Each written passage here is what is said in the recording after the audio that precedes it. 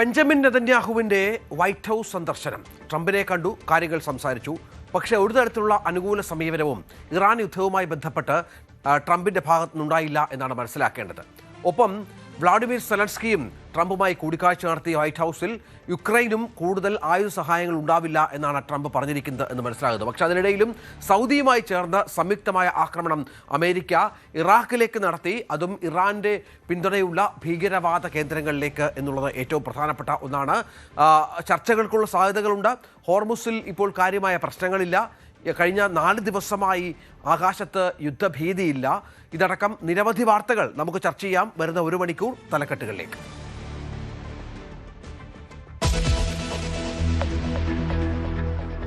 ഇറാഖിലെ ഇറാൻ അനുകൂല ഭീകര കേന്ദ്രങ്ങളിലേക്ക് സംയുക്ത ആക്രമണം. US-ഉം സൗദിയും ചേർന്ന് ആക്രമിച്ചു. പശ്ചിമേഷ്യയിലെ പെട്രോളിയം കേന്ദ്രങ്ങളിലേക്ക് നടത്തിയ മിസൈൽ ഡ്രോൺ വർഷങ്ങൾക്ക് തിരിച്ചടി. IRGCയുടെ നിർദ്ദേശപ്രകാരമാണ് ഭീകര സംഘടനകൾ ആക്രമണങ്ങൾ നടത്തിയെന്ന് US.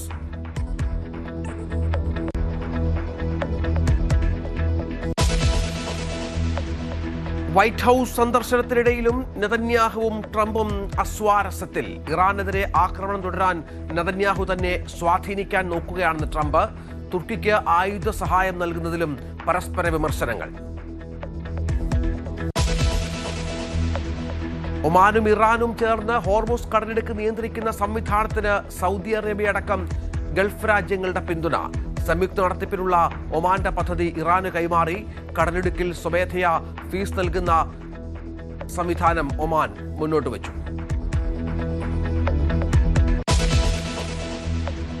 യൂറോപ്പിൽ രക്ഷാപ്രവർത്തകർക്കും ശാസ്ത്രലോകത്തിനും തീമേഘങ്ങൾ പരീക്ഷണമാകുന്നു. അതിശക്തമായ കാറ്റും മിന്നലും സൃഷ്ടിച്ച് പുതിയ ഇടങ്ങളിലേക്ക് തീ പടർത്തുന്നു. അഗ്നിശമന സേനയുടെ പ്രവർത്തനങ്ങളെ താളം തെറ്റിക്കുന്നു. കാട്ടുതീയുടെ ദിശയും തീവ്രതയും നിമിഷ നേരം കൊണ്ട് മാറുന്നു. വ്യോമയാന മേഖലയിൽ ചൈനയുടെ പുതിയ വിപ്ലവം. 24 മണിക്കൂർ വരെ തുടർച്ചയായി പറക്കാൻ ശേഷിയുള്ള UAV വിജയകരമായി കന്നിപ്പറക്കൽ നടത്തി. 3000 കിലോമീറ്റർ ദൂരം വരെ കവർ ചെയ്യാം. ജപ്പാനിൽ ഭൂചലനത്തിൽ വ്യാപക നാശനഷ്ടം, 13 മരണം. മോളിലുണ്ടായ സ്ഫോടനത്തിൽ നിരവധി പേർ മരിച്ചു. റിക്ടർ സ്കെയിലിൽ 7.1 തീവ്രത രേഖപ്പെടുത്തി.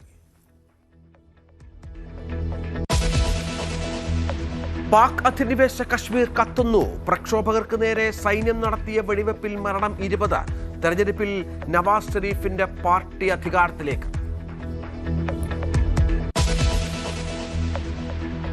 ഫ്രാൻസ് പുരുഷ ദേശീയ ഫുട്ബോൾ ടീമിന്റെ മുഖ്യ പരിശീലകനായി ഇതിഹാസ താരം സിനദിൻ സിദാനെത്തും. സ്ഥാനമൊഴിയുന്ന ദിദിയ ദഷാമിന് പകരക്കാരനായി ചുമതല. 2030 ഫിഫ ലോകകപ്പ് വരെ 4 വർഷത്തെ കരാർ. വയനാട്ടിൽ മേപ്പാടി ചൂരൽമല ഭാഗങ്ങളിൽ കനത്ത മഴ. മേപ്പാടി പഞ്ചായത്തിലെ വാർഡുകളിൽ സ്കൂളുകൾക്ക് അവധി. സംസ്ഥാനത്ത് ഇന്നും ശക്തമായ മഴയ്ക്കു സാധ്യത. 7 ജില്ലകളിൽ യെല്ലോ അലേർട്ട്. പൊതുപരീക്ഷാ ഭേദഗതി ബില്ലിൽ ലോക്സഭയിൽ ഇന്നും ചർച്ച. രാഹുൽ ഗാന്ധി സംസാരിക്കും. സമരക്കാർക്കെതിരായ പോലീസ് അതിക്രമത്തിൽ അമിത്ഷാ മറുപടി പറയണമെന്ന ആവശ്യം. നീറ്റ് UG ചോദ്യപേപ്പർ ചോർച്ചയിലെ കുറ്റപത്രം കോടതി ഇന്ന് പരിഗണിക്കും. 13 പേരെ പ്രതികളാക്കി കുറ്റപത്രം.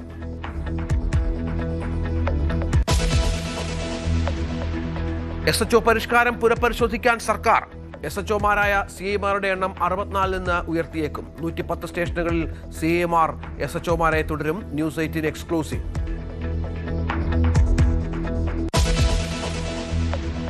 വടകര MDMA കേസിൽ അന്വേഷണം കൂടുതൽ പേരിലേക്ക്. ഒടുവിൽ അറസ്റ്റിലായത് ഇരിട്ടി സ്വദേശി ജിജിൻ കുര്യാക്കോസ്. അറസ്റ്റിലായ അധ്യാപികമാരുമായി ഇയാൾ പണമിടപാട് നടത്തിയതായി കണ്ടെത്തൽ.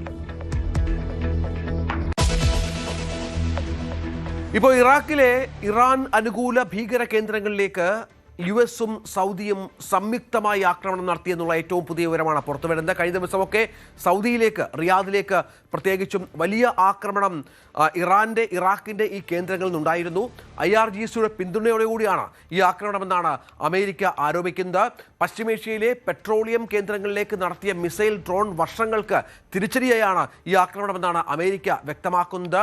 ഭീകര സംഘടനകൾക്ക് ഇറാൻ സഹായം നൽകുന്നുവെന്നാണ് US സെൻട്രൽ കമാൻഡിന്റെ ആരോപണം. എന്നാൽ ഇറാൻ തങ്ങളുടെ പങ്ക് ഇതുമായി ബന്ധപ്പെട്ട് നിഷേധിച്ചിട്ടുണ്ട്. ഇത് വളരെ പ്രധാനപ്പെട്ട ഒന്നാണ്. അജയ് സുധാ ബിജു വിവരങ്ങളുമായി ചേരുകയാണ്. അജയ്, ഇപ്പോൾ സൗദിക്കെതിരെ നടത്തിയ ആക്രമണം ഹൂതികളുടെ പിന്തുണയുണ്ട്, മറ്റു ചില ആക്രമണങ്ങൾ നടന്നിരുന്നു, അതൊക്കെ സൗദി തടഞ്ഞു എന്നാണ് പറഞ്ഞത്. ഇതിന് പൂർണ്ണമായും ഇറാന്റെ പിന്തുണയുണ്ട് എന്നാണോ ഇപ്പോൾ ആരോപണം? ഇപ്പോൾ ഏറ്റവും പുതിയ വിവരങ്ങൾ എന്താണ്? സംയുക്തമായ ആക്രമണത്തിന്റെ അനന്തരഫലങ്ങൾ എന്താണ്? രഞ്ജിത്ത്, സൗദി അറേബ്യയിലേക്ക് നടത്തിയ ആക്രമണങ്ങൾ അത് ഇറാന്റെ പിന്തുണയോടെ അല്ല എന്നാണ് IRGC അവകാശപ്പെടുന്നത്. അതേസമയം ജോർദാനിലേക്ക് ഇപ്പോൾ ആക്രമണം നടന്നിട്ടുണ്ട്. ജോർദാനിലെ US കേന്ദ്രത്തെ ലക്ഷ്യം വെച്ച് ആക്രമണം നടത്തിയത് തങ്ങളാണ് എന്നാണ് IRGC നിലവിൽ അവരുടെ ഒരു അവകാശവാദം പ്രഖ്യാപിക്കുന്നത്. അതായത് അമേരിക്കയുടെ ഭീഷണികൾ നിരന്തരം ഇറാനെതിരെ തുടർന്നുകൊണ്ടിരിക്കുകയാണ്, അതുകൊണ്ടാണ് തങ്ങൾ ഈ ആക്രമണം നടത്തിയത് എന്നാണ് IRGC പറയുന്നത്. അതായത് ജോർദാനിലേക്ക് ആക്രമണം IRGC ശരിവെച്ചിട്ടുണ്ടെങ്കിലും സൗദി അറേബ്യയിലേക്ക് ആക്രമണം നടത്തിയത് ഇറാന്റെ പിന്തുണയോടെ അല്ല എന്നാണ് അവരുടെ അവകാശവാദം. അതുപോലെ ഹോർമുസ് കടലിടുക്കിലൂടെ കടന്നുപോയിരുന്ന 3 കപ്പലുകൾക്ക് നേരെയും IRGC ആക്രമണം നടത്തിയിട്ടുണ്ട്. ഈ കപ്പലുകൾ ഇറാന്റെ നിർദ്ദേശം പാലിക്കാതെ കടന്നുപോയതിനാലാണ് ആക്രമണം നടത്തിയത് എന്നാണ് അവർ പുറത്തിറക്കിയിട്ടുള്ള പ്രസ്താവനയിൽ വ്യക്തമാക്കുന്നത്. അതേസമയം കഴിഞ്ഞ ഏതാണ്ട് 72 മണിക്കൂറിനിടെ 30ഓളം ആക്രമണങ്ങളാണ് സൗദി അറേബ്യയുടെ പെട്രോളിയം കേന്ദ്രങ്ങൾക്ക് നേരെ നടന്നത്. പ്രത്യേകിച്ച് റിയാദ് ഉൾപ്പെടെയുള്ള പ്രധാനപ്പെട്ട ജനവാസ മേഖലകൾ കേന്ദ്രീകരിച്ചും ഈ ആക്രമണങ്ങൾ ഉണ്ടായിരുന്നു. ഈ ആക്രമണങ്ങൾ നടന്നത് ഇറാഖിലുള്ള ഇറാൻ അനുകൂല ഭീകരവാദ സംഘടനകളുടെ കേന്ദ്രങ്ങളിൽ നിന്നാണ് എന്നാണ് അമേരിക്കയും അതുപോലെ സൗദി അറേബ്യയും വ്യക്തമാക്കിയത്. US സെൻട്രൽ കമാൻഡ് പറയുന്നത് ഫെബ്രുവരി മുതൽ ഏപ്രിൽ വരെയുള്ള കണക്കെടുത്താൽ ഏതാണ്ട് 600ഓളം ആക്രമണങ്ങൾ ഈ ഭീകരവാദ കേന്ദ്രങ്ങളിൽ നിന്ന് നടന്നു എന്നും അവർ സ്ഥിരീകരിക്കുന്നുണ്ട്. എന്തായാലും US ഉം സൗദി അറേബ്യയും സംയുക്തമായി തന്നെ ഈ കേന്ദ്രങ്ങളിലേക്ക് ഒരു പ്രത്യാക്രമണം നടത്തി ഈ ഭീകരവാദ കേന്ദ്രങ്ങൾക്ക് ശക്തമായിട്ടുള്ള മറുപടി നൽകിയിട്ടുണ്ട്. പ്രധാനമായിട്ടും പോപ്പുലർ മൊബിലൈസേഷൻ ഫോഴ്സ് എന്ന് പറയുന്ന PMF, അതാണ് മേഖലയിൽ ഇറാനെ അനുകൂലിക്കുന്ന ഒരു പ്രധാനപ്പെട്ട ഭീകരവാദ സംഘടന. ഇവരുടെ ഒരു ഹെഡ്ക്വാർട്ടേഴ്സ് ഉൾപ്പെടെ സൗദി അറേബ്യയുടെയും അതുപോലെ US-ന്റെയും ആക്രമണത്തിൽ പൂർണ്ണമായിട്ടും തകർത്തിട്ടുണ്ട്. ബസ്ര എന്ന് പറയുന്ന നഗരത്തിലുള്ള ഒരു ഹെഡ്ക്വാർട്ടേഴ്സാണ് ഇപ്പോൾ നിലവിൽ തകർത്തിരിക്കുന്നത്. എന്തായാലും ഈ ആക്രമണങ്ങളെ PMF അപലപിച്ചിട്ടുണ്ട്. ഇനിയും ആക്രമണം തുടർന്നു കഴിഞ്ഞാൽ തിരിച്ചടി നൽകും എന്നാണ് PMF പറയുന്നത്. അതേസമയം സൗദി അറേബ്യ പറയുന്നത് UN ചാർട്ടറിലുള്ള ആർട്ടിക്കിൾ 51 പ്രകാരം സ്വയം പ്രതിരോധിക്കാനുള്ള അവകാശം ഉപയോഗിച്ചുകൊണ്ടാണ് തങ്ങൾ ആക്രമണം നടത്തിയത്. സൗദി അറേബ്യയുടെ ജനവാസ മേഖലകളിലേക്ക് ഉൾപ്പെടെ ആക്രമണങ്ങൾ നടന്നു, എന്നാൽ അവയെല്ലാം തങ്ങൾ പ്രതിരോധിച്ചിട്ടുണ്ട്. ഇനിയും ആക്രമണം തുടർന്നാൽ മറുപടി ഈ ഭാഷയിലാകില്ല എന്നും സൗദി അറേബ്യയുടെ മുന്നറിയിപ്പുണ്ട്. എന്തായാലും ഇറാഖിൽ നടന്ന ആക്രമണത്തെ ഹൂതി വിമതരും ഇപ്പോൾ അപലപിച്ചിട്ടുണ്ട്. അതാണ് പ്രധാനപ്പെട്ട കാര്യം. ഏതായാലും സംയുക്തമായ ആക്രമണത്തിന് ഇപ്പോൾ തുടക്കം കുറിച്ചിരിക്കുന്നു സൗദി അറേബ്യയും അമേരിക്കയും എന്നുള്ളതാണ് ഏറ്റവും പ്രധാനപ്പെട്ട ഒന്ന്.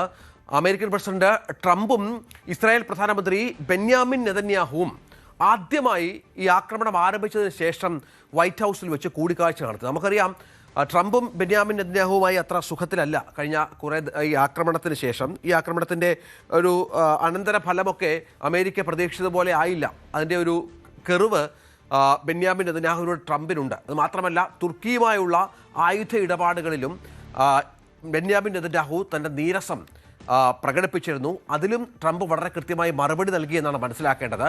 90 മിനിറ്റ് നീണ്ടു നിന്ന കൂടിക്കാഴ്ചയ്ക്ക് ശേഷം ഇവർ പുറത്തു പറഞ്ഞത്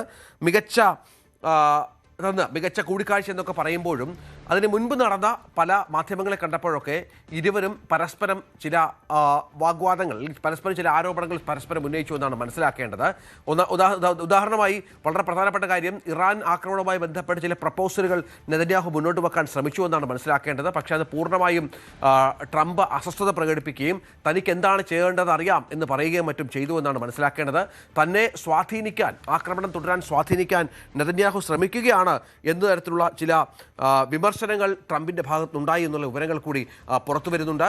ഇതൊക്കെ ഇപ്പോഴും ഇവർ തമ്മിലുള്ള അസ്വസ്ഥതകൾ, പ്രശ്നങ്ങൾ അവസാനിച്ചിട്ടില്ല എന്നാണ് മനസ്സിലാക്കേണ്ടത്. അജയ് സുധാബി തുടരുന്നുണ്ട്. അജയ്, ഇപ്പോൾ 2-3 പ്രശ്നങ്ങളുണ്ട് ഇവർ തമ്മിൽ. നമുക്കറിയാം, ഒന്ന് ഈ തുർക്കിയുമായി ബന്ധപ്പെട്ട വിഷയം പ്രധാനമാണ്. യുദ്ധം ഇതുവരെ ലക്ഷ്യത്തിലേക്ക് എത്തിയില്ല എന്ന ഒരു ധാരണ, അതിന് കാരണക്കാർ ഇസ്രായേലാണ് എന്നുള്ള തരത്തിലാണ് ഇപ്പോൾ ട്രംപ് വിശ്വസിക്കുന്നത്. അതുകൊണ്ട് ഇനി യുദ്ധം തുടരാൻ താല്പര്യമില്ല എന്ന നിലപാടിൽ ട്രംപ് ഉറയ്ക്കുന്നു. പക്ഷേ യുദ്ധം തുടർന്നേ പറ്റുമെന്ന് നെതന്യാഹു വാശി പിടിക്കുന്ന പശ്ചാത്തലമുണ്ട്. ഇതൊക്കെ ഇവർ തമ്മിലുള്ള ബന്ധത്തെ കാര്യമായി ബാധിച്ചിട്ടുണ്ട് എന്ന് വേണം മനസ്സിലാക്കാൻ. തീർച്ചയായിട്ടും അമേരിക്കയും ഇസ്രായേലും തമ്മിലുള്ള ബന്ധം മുൻപത്തേതുപോലെ അത്ര സുഖകരമല്ല എന്നാണ് പല റിപ്പോർട്ടുകളും സൂചിപ്പിച്ചിരുന്നത്. പ്രത്യേകിച്ച് US-ന്റെ വൈസ് പ്രസിഡന്റ് ആയിട്ടുള്ള JD വാൻസ് അദ്ദേഹം പരസ്യമായി തന്നെ ഇസ്രായേൽ അനുകൂല സംഘടനകൾ അമേരിക്ക ഇറാൻ സമാധാന ചർച്ചകളെ കുളം തോണ്ടാൻ ശ്രമിക്കുന്നതായിട്ടുള്ള ഒരു ആരോപണം ഉന്നയിച്ചിരുന്നു. ഒരു പോഡ്കാസ്റ്റിലാണ് ഇപ്പോൾ JD വാൻസ് തന്നെ നേരത്തെ പരസ്യമായി രംഗത്തെത്തി ഇത്തരമൊരു ആരോപണം ഉന്നയിക്കുന്നത്.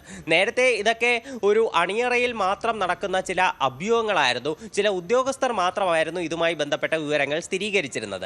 എന്നാൽ ഭരണാധികാരികൾ തന്നെ ഇത്തരത്തിലുള്ള ഒരു വാദങ്ങൾ ഉന്നയിക്കാൻ തുടങ്ങിയത് അത് വലിയ തരത്തിലുള്ള ഒരു രാഷ്ട്രീയ മാറ്റം തന്നെയാണ് അമേരിക്കയും അതുപോലെ ഇസ്രായേലും തമ്മിലുള്ള ബന്ധത്തിൽ ഉണ്ടാക്കിയിരിക്കുന്നത്. ഇപ്പോൾ നിലവിൽ എന്തായാലും ട്രംപും നെതന്യാഹുവും തമ്മിൽ ഒരു കൂടിക്കാഴ്ച നടത്തിയിട്ടുണ്ട്. കഴിഞ്ഞ ദിവസമാണ് നെതന്യാഹു US-ലെത്തിയത്. അതിനുശേഷം ഇപ്പോൾ നിലവിൽ ട്രംപും നെതന്യാഹുവും തമ്മിലുള്ള ചർച്ചകൾ പൂർണ്ണമായിട്ടുണ്ട്.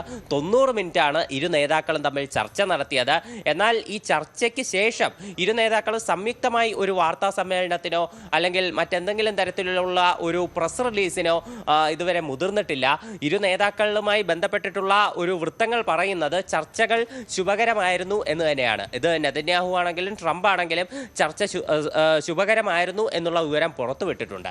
പക്ഷേ ഈ ചർച്ചയ്ക്ക് വേണ്ടിയിട്ടുള്ള US-ലേക്കുള്ള യാത്രക്കിടെ നെതന്യാഹു നടത്തിയിട്ടുള്ള പല പരാമർശങ്ങളിലും ട്രംപിന് അതൃപ്തിയുണ്ട് എന്നുള്ള വിവരങ്ങളാണ് പുറത്തു വരുന്നത്. പ്രത്യേകിച്ച് രഞ്ജ് സൂചിപ്പിച്ചതുപോലെ ഈ തുർക്കിയുമായിട്ടുള്ള ആയുധ വ്യാപാരത്തിന്റെ കാര്യം ഇപ്പോൾ നമ്മൾ നോക്കുകയാണെങ്കിൽ നാറ്റോ രാജ്യങ്ങളുടെ പ്രത്യേക ഉച്ചകോടി ഉൾപ്പെടെ നടന്നത് തുർക്കിയിൽ വെച്ചാണ്. അപ്പോൾ തുർക്കിയും അമേരിക്കയും തമ്മിലുള്ള ഈ അടുപ്പം, ആയുധ വ്യാപാരം ഉൾപ്പെടെ തുടങ്ങിക്കൊണ്ടുള്ള ഈ നീക്കം അതിൽ ഇസ്രായേലിന് വല്ലാത്ത അതൃപ്തിയുണ്ട്. പിന്നെ ഇറാനുമായിട്ടുള്ള ഈ ചർച്ചയുടെ നീക്കം, പ്രത്യേകിച്ച് ഈ പിക്കാക്സ് മൗണ്ടൻസിലുള്ള ഈ ആണവ ആയുധത്തിന്റെ സ്വാധീനം, അത് ഇസ്രായേലിന്റെ ഒരു അന്വേഷണത്തിൽ തന്നെ നേരത്തെ പുറത്തു വന്നിട്ടുള്ള വിവരങ്ങളാണ്.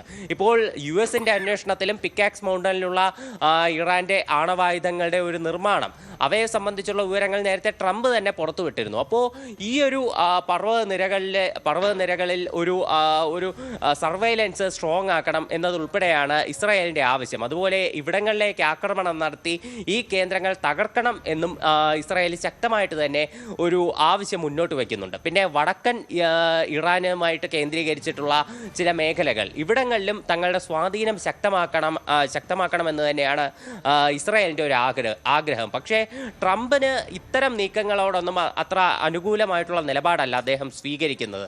ഈ പിക്കാക്സ് മൗണ്ടന്റെ കാര്യമാണെങ്കിലും ട്രംപ് മാധ്യമപ്രവർത്തകർ ഈ നെതന്യാഹുവിൻ്റെ വാക്കുകളെ കോട്ട് ചെയ്ത് ചോദിച്ചപ്പോൾ ട്രംപ് വല്ലാതെ അസ്വസ്ഥനാവുകയാണ് ചെയ്തത്. ട്രംപ് പറഞ്ഞത് തനിക്ക് ഇതിനെ പറ്റിയിട്ടൊക്കെ വ്യക്തമായ ധാരണയുണ്ട് എന്നാണ് മാധ്യമപ്രവർത്തകരോട് പറഞ്ഞത്. അപ്പോൾ ഇത്തരത്തിലുള്ള പല ആവശ്യങ്ങളും, ഇസ്രായേലിൻ്റെ തീവ്ര നിലപാടുകളോട് അമേരിക്ക അത്രത്തോളം അനുകൂലമായിട്ടുള്ള നിലപാട് സ്വീകരിക്കാത്തത്, അത് തന്നെയാണ് ഇപ്പോൾ നിലവിൽ ഇരു രാഷ്ട്രങ്ങളിലെ നേതാക്കൾക്കും ഇടയിലുള്ള പ്രശ്നങ്ങൾക്ക് കാരണം എന്നാണ് പുതുതായി പുറത്തു വരുന്ന റിപ്പോർട്ടുകൾ സൂചിപ്പിക്കുന്നത്. തീർച്ചയായും അതാണ്. ഏതായാലും ട്രംപും നെതന്യാഹുവും തമ്മിൽ അത്ര റെസ്റ്റിലല്ല, അത് വിശദമായി തന്നെ നമുക്ക് ചർച്ച ചെയ്യണം. അതിനു മുൻപ് വ്ളാഡിമിർ സെലൻസ്കി, യുക്രൈൻ്റെ പ്രസിഡന്റ് കൂടി, ട്രംപിനെ കഴിഞ്ഞ ദിവസം കണ്ടിരുന്നു. പ്രത്യേക കൂടിക്കാഴ്ച നടത്തി. അനുകൂലവും ഫലപ്രദവുമെന്നാണ് വൈറ്റ് ഹൗസ് വിശേഷിപ്പിച്ചത്.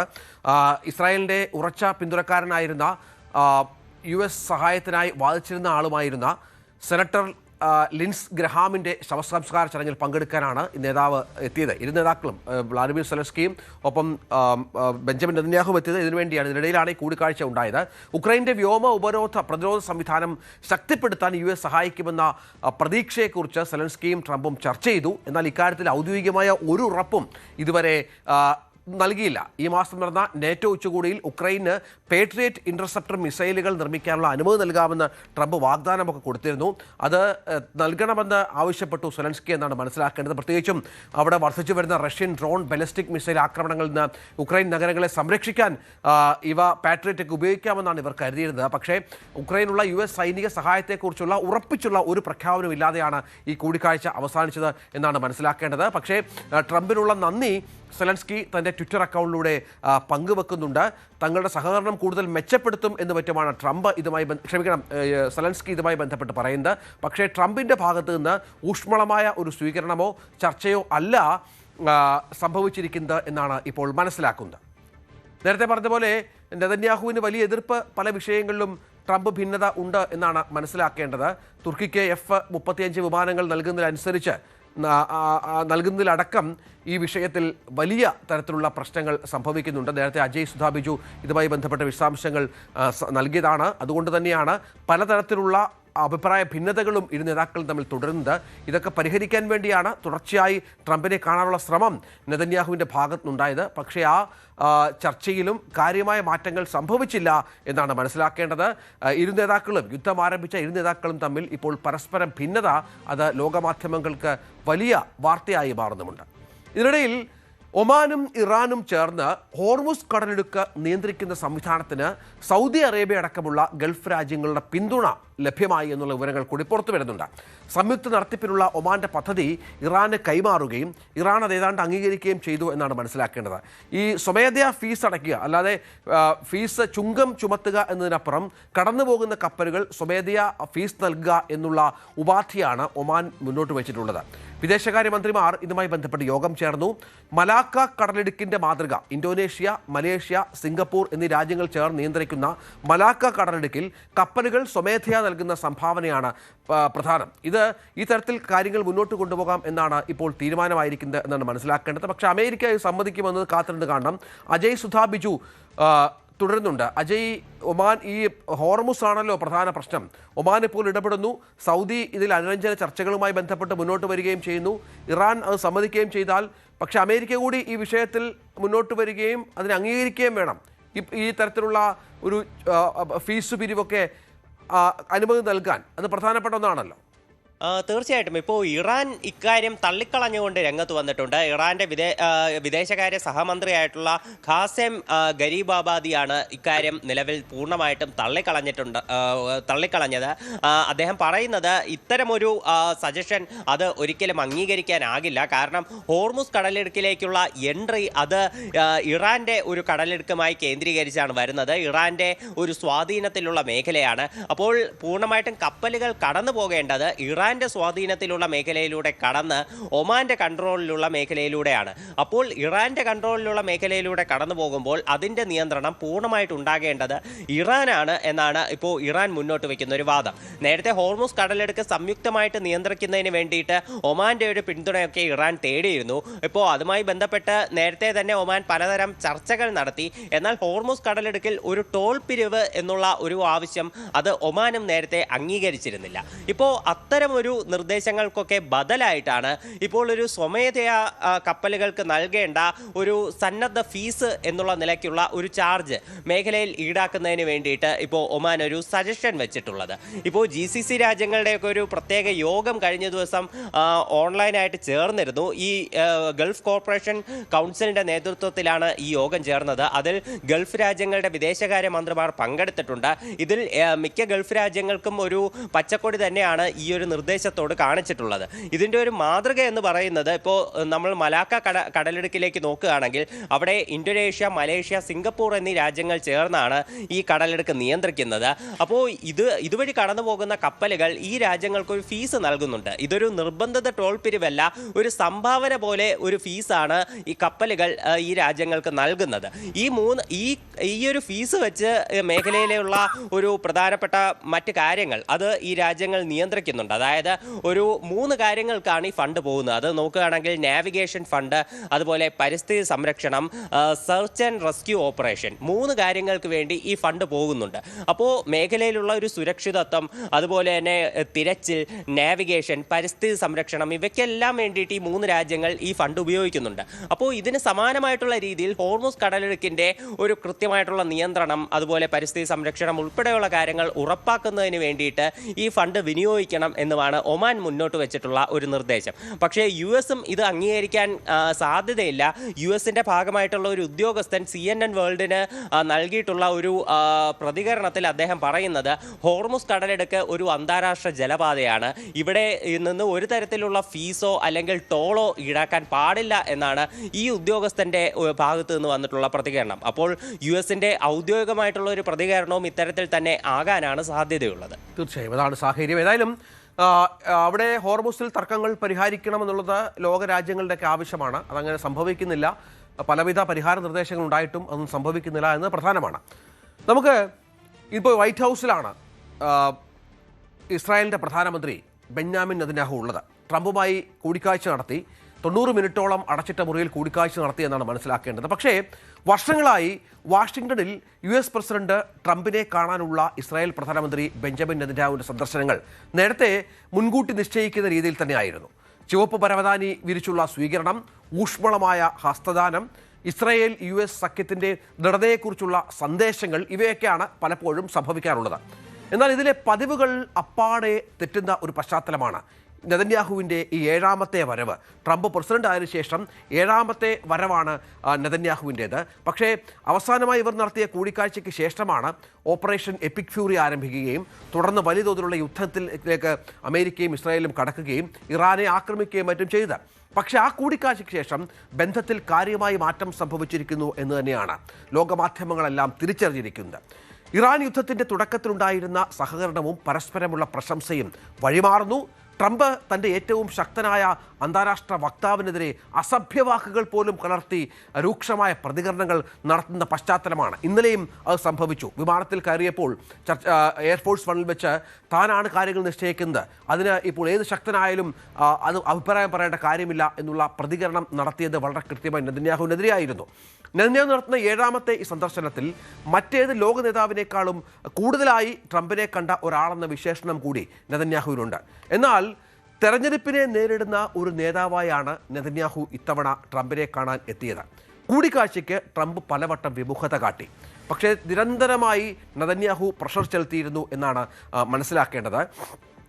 അന്തരിച്ച US സെനറ്ററുടെ മരണം അതിൻ്റെ സംസ്കാരത്തിൽ പങ്കെടുക്കാനായി എത്തുകയും സ്വാഭാവികമായി അങ്ങനെ എത്തുമ്പോൾ ഒരു കൂടിക്കാഴ്ച നിഷേധിക്കാൻ ട്രംപിന് സാധിക്കാത്ത പശ്ചാത്തലം ഉണ്ടാവുകയും ചെയ്യുന്നു. അതുകൊണ്ട് മാത്രമാണ് ഈ കൂടിക്കാഴ്ച സംഭവിച്ചത് എന്നാണ് റിപ്പോർട്ട് പുറത്തുവരുന്നത്.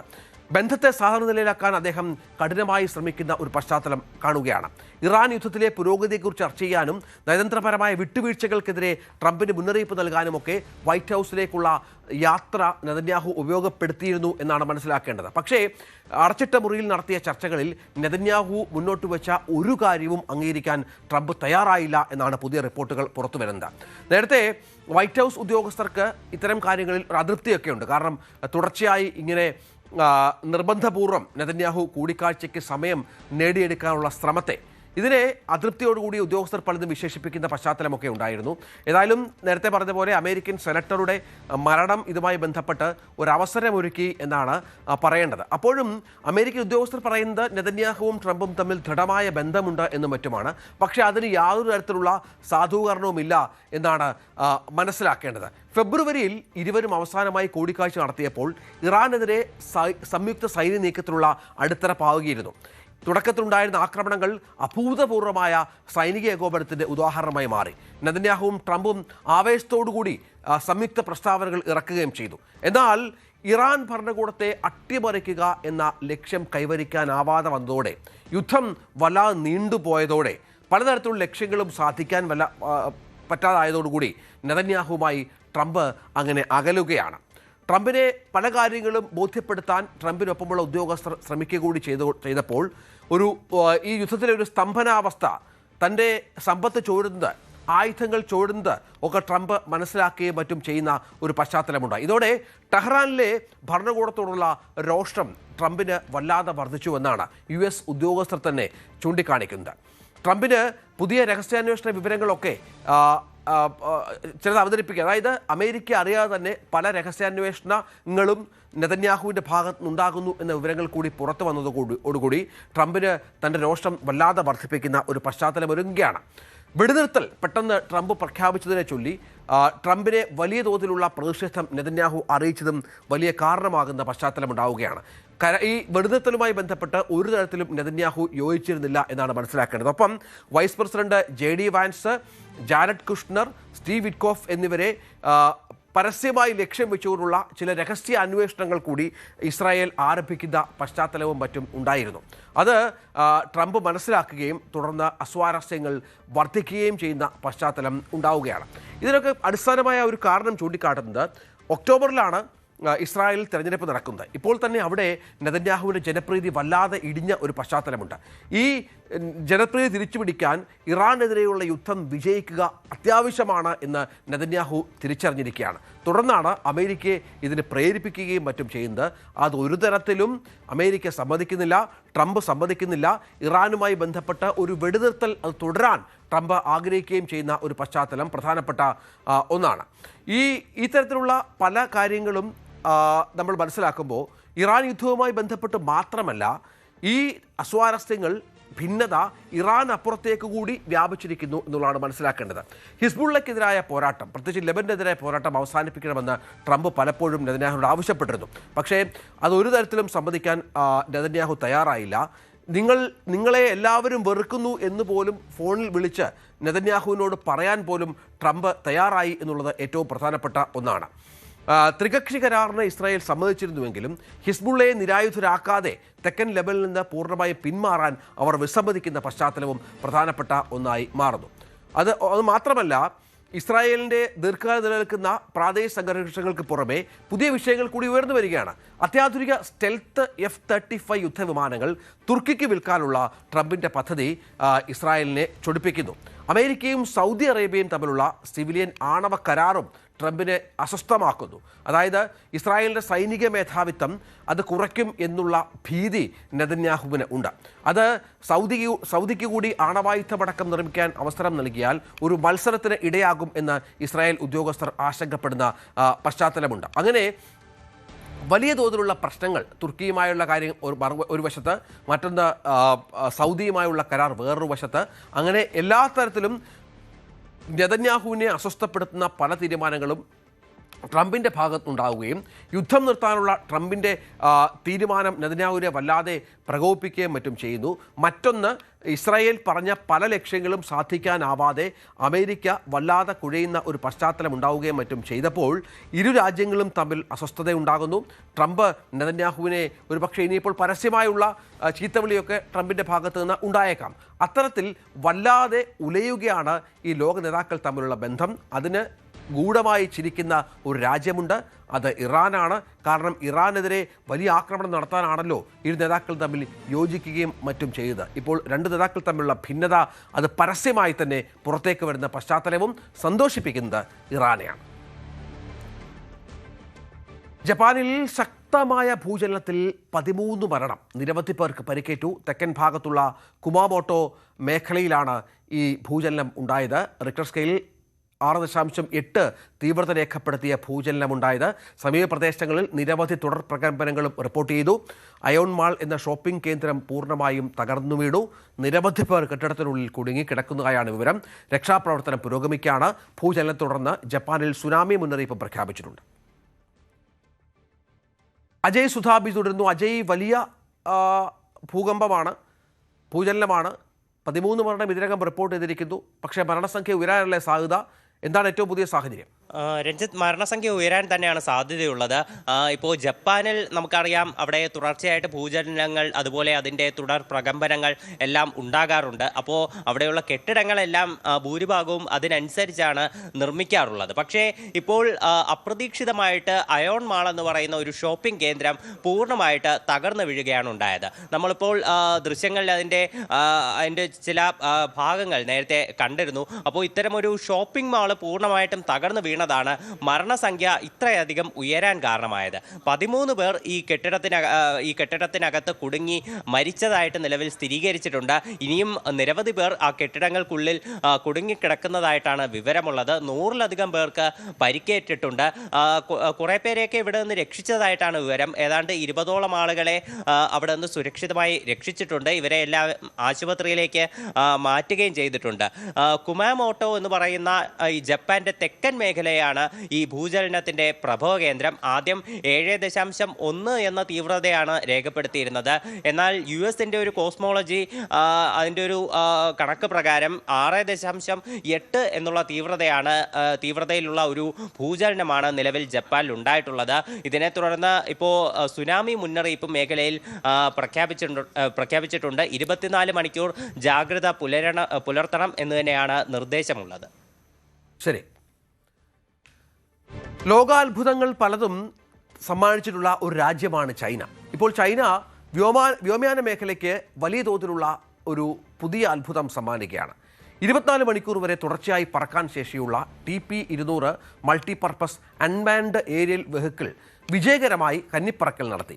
ഈദോങ് UAE സിസ്റ്റം എന്ന കമ്പനി സ്വതന്ത്രമായി വികസിപ്പിച്ചെടുത്ത ഈ ഡ്രോൺ ചൈനീസ് സിവിൽ വ്യോമയാന മാനദണ്ഡങ്ങൾ പാലിച്ച് നിർമ്മിച്ച ആദ്യത്തെ 10 ക്ലാസ് ലോങ് ഡിസ്റ്റൻസ് ഡ്രോണാണ്. അതായത് ഏതാണ്ട് 24 മണിക്കൂർ വരെ തുടർച്ചയായി പറക്കാനും 3000 കിലോമീറ്റർ ദൂരം പറക്കാനും സാധിക്കുന്ന ഒരു ഡ്രോൺ.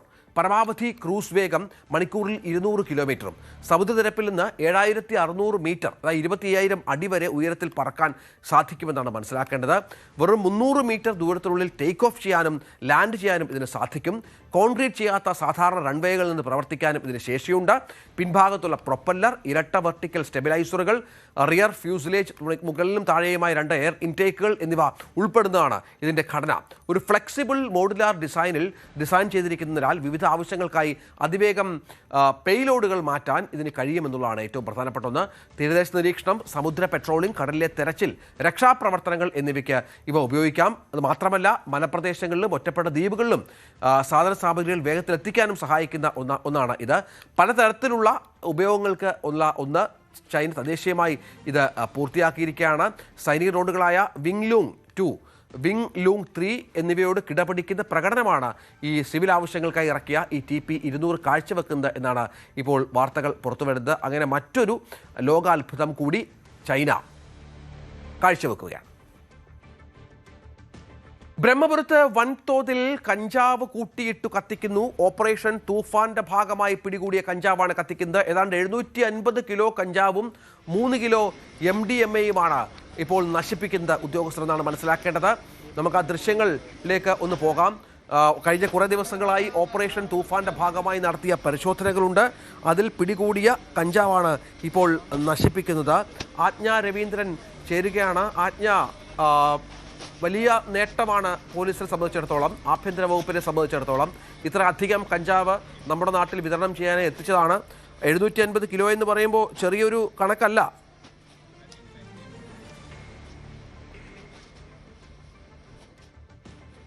രഞ്ജിത്ത്, 587 കിലോയാണ് കത്തിക്കുന്നത്. നിലവിൽ ബ്രഹ്മപുരത്തെ മാലിന്യ പ്ലാന്റ് സംവിധാനങ്ങൾ ഉപയോഗിച്ചിട്ടാണ്, കൂട്ടിയിട്ട് കത്തിക്കലല്ല, ഇവിടുത്തെ സംവിധാനങ്ങൾ ഉപയോഗിച്ചിട്ടാണ് ഇത് നീക്കം ചെയ്യുന്നത്. കഴിഞ്ഞ 1 വർഷമായിട്ട് ഈ കൊച്ചി സിറ്റി പോലീസ് മാത്രം പിടികൂട്ടിയുള്ള ലഹരി വസ്തുക്കളാണ്. ഇതിൽ 1 കിലോയിൽ കൂടുതൽ ഹാഷിഷ് ഓയിലുണ്ട്. അതുപോലെ തന്നെ 2 കിലോയിലധികം MDMA ഉണ്ട്. 3 കിലോയ്ക്കടുത്ത് MDMA ഉണ്ട്. 587 കിലോ കഞ്ചാവുണ്ട്. ഇത് അതായത് പരിസരത്തുള്ള ആളുകൾക്ക് ഇതിൻ്റെ ബുദ്ധിമുട്ടുകൾ ഉണ്ടാകാത്ത തരത്തിലാണ് ഇതിനുള്ള സംവിധാനങ്ങൾ ഒരുക്കിയിട്ടുള്ളത്. അത്തരത്തിലാണ് കമ്മീഷണർ അല്പം മുമ്പ് നമ്മളോട് പ്രതികരിച്ചത്. എങ്ങനെയാണ് Kochi city police commissioner Kalidas Mahesh Kumar അല്പം മുൻപ് മാധ്യമങ്ങളെ കണ്ടിരുന്നു. അദ്ദേഹം വ്യക്തമാക്കിയത് അങ്ങനെയാണ്. അതായത് കൊച്ചി ബ്രഹ്മപുരം പ്ലാന്റുമായി കൊച്ചി കോർപ്പറേഷൻ്റെ സഹായത്തോടു കൂടി ആണ് ബ്രഹ്മപുരം പ്ലാന്റിലെ നൂതന സംവിധാനങ്ങൾ ഉപയോഗിച്ചത്. അതായത് നിലവിൽ ഇവിടെയുള്ള സാനിറ്ററി പാർട്സ് ഉൾപ്പെടെയുള്ള കാര്യങ്ങൾ ഡിമോളിഷ് ചെയ്യുന്ന ഒരു എക്യുപ്മെൻ്റ് ആണുള്ളത്. അതിലേക്കാണ് ഈ ലഹരി ലഹരി വസ്തുക്കൾ ഇത് കത്തിക്കുന്ന ഒരു സാഹചര്യത്തിലേക്ക് കൂട്ടിയിട്ട് കത്തിക്കലല്ല, അല്ലെങ്കിൽ മറ്റു പരിസര മലിനീകരണങ്ങളോ മറ്റു സാഹചര്യങ്ങളോ ഇല്ല. എന്തായാലും കോടതിയുടെ അനുമതി ഉൾപ്പെടെ കാത്തിരുന്ന ശേഷം ആ അനുമതിക്ക് ശേഷമാണ് ഇത്തരം നടപടിക്രമങ്ങളിലേക്ക് കടന്നിട്ടുള്ളത്. എന്തായാലും നിലവിൽ നമുക്ക് ദൃശ്യങ്ങളിൽ കാണാം ഇതിലെ ഈ എക്യുപ്മെൻറ്റുകൾ അതിൻ്റെ സഹായത്തോടു കൂടിയാണ് ഇവിടുത്തെ മറ്റു ജീവനക്കാരുടെയൊക്കെ സഹായത്തോടു കൂടി തന്നെയാണ് ഈ പ്രവർത്തികൾ നടക്കുന്നത്. ഇതിൻ്റെ നടപടിക്രമങ്ങൾ കൃത്യമായി പാലിച്ചു തന്നെയാണ്, അല്ലെങ്കിൽ മലിനീകരണത്തിൻ്റെ നടപടിക്രമങ്ങൾ കൃത്യമായി പാലിച്ചു തന്നെയാണ് ഈ കഞ്ചാവ് ഉൾപ്പെടെയുള്ള ലഹരി വസ്തുക്കൾ കത്തിക്കുന്ന നടപടിക്രമങ്ങളിലേക്ക് പോയതിന് പുക ശ്വസിക്കാനുള്ള സാഹചര്യമോ അല്ലെങ്കിൽ മറ്റ് ഏതെങ്കിലും തരത്തിലുള്ള മലിനീകരണ സാഹചര്യമോ ഒന്നും നിലവിലില്ല എന്ന് വേണം മനസ്സിലാക്കാൻ എന്നാണ് മനസ്സിലാക്കുന്നതും. അത്തരം സംവിധാനങ്ങളും സുരക്ഷാ സംവിധാനങ്ങളും ഒക്കെ നോക്കിക്കൊണ്ട് തന്നെയാണ്, അതിൻ്റെ എല്ലാ പ്രോട്ടോക്കോളും പാലിച്ചുകൊണ്ട് തന്നെയാണ് ഈ പ്രോസസ്സിങ്ങിലേക്ക് കടന്നിട്ടുള്ളത്.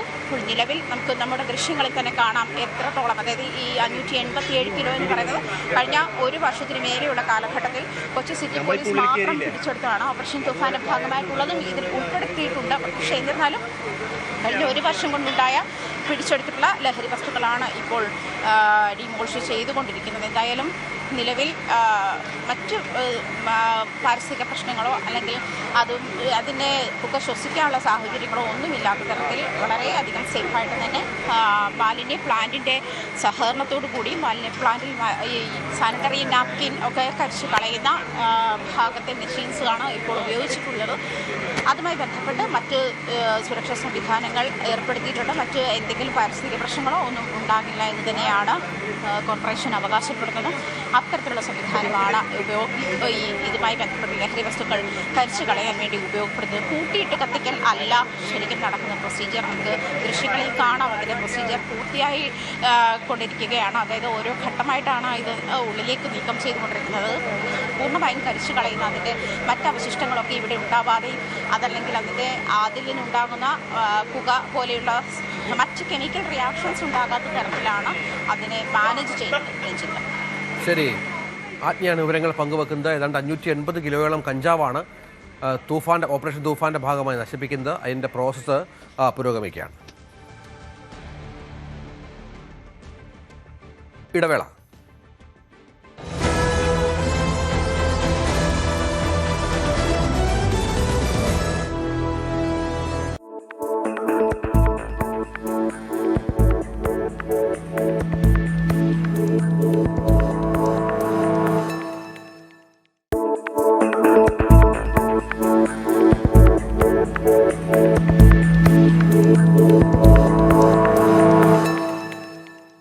ഇന്ത്യൻ സാമ്പത്തിക രംഗവും ഭരണനിർവഹണ സംവിധാനങ്ങളും ഡിജിറ്റൽ യുഗത്തിന്റെ അടുത്ത ഘട്ടത്തിലേക്ക് ചുവടുവെക്കുകയാണ്. ഓരോ ധനകാര്യ വർഷത്തിന്റെയും പകുതി അടയാളപ്പെടുത്തുന്ന ജൂലൈ മാസം സാധാരണയായി പുതിയ സാമ്പത്തിക അച്ചടക്കങ്ങളുടെയും പരിഷ്കാരങ്ങളുടെയും തുടക്കമാകാറുണ്ട്. ഈ വർഷവും അതിൽ ഒട്ടും കുറവല്ല. രാജ്യത്തെ സാധാരണക്കാരായ സാധാരണ പൗരന്മാർ മുതൽ വൻകിട നികുതിദായകർ വരെയും നിത്യേന UPI ഇടപാടുകൾ നടത്തുന്നവർ മുതൽ ഇന്ത്യൻ റെയിൽവേയിൽ യാത്ര ചെയ്യുന്നവർ വരെയും അറിഞ്ഞിരിക്കേണ്ട വിപ്ലവകരമായ നിരവധി മാറ്റങ്ങളാണ് ജൂലൈ 1 മുതൽ രാജ്യത്ത് പ്രാബല്യത്തിൽ വരുന്നത്.